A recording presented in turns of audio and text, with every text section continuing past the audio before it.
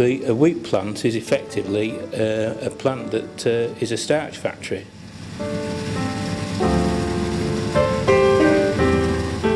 This year it's been a particularly poor year due to the bad weather. The excessive rainfall and the lack of sunshine hasn't been enough to swell the grain.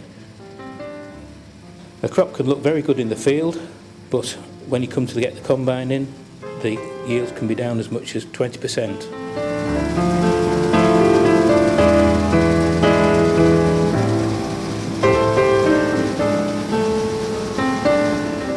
We've got the worst harvest in probably 35 years, maybe since 1976.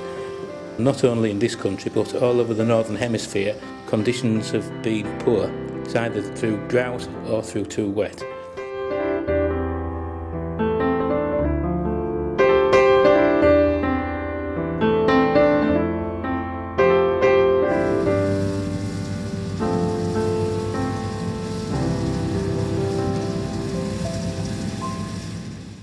Over the last 6 years or so, there have been 4 record harvests worldwide, year on year. The previous poor harvest in 2008 caused problems with the world food supply and a rise in prices, and we may see the same thing again in 2012.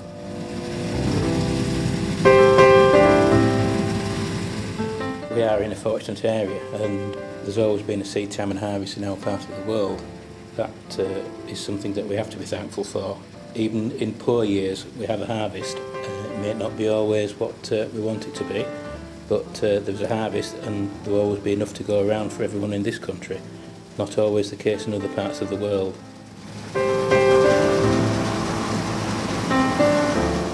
We haven't got mountains, excessive mountains of stocks anywhere in the world now.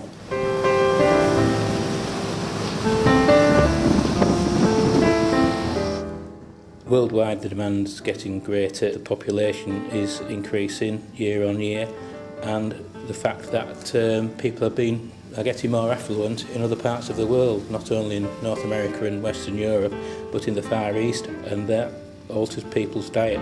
So there's a bigger demand for grain crops because the people require more meat in their diet than what they've had in the past, and that needs more grain to produce the meat.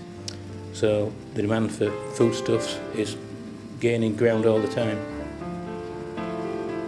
It's quite likely that by the end of this season that the world grain stocks will be the lowest for 30 years, which means that the world does need a good harvest next year.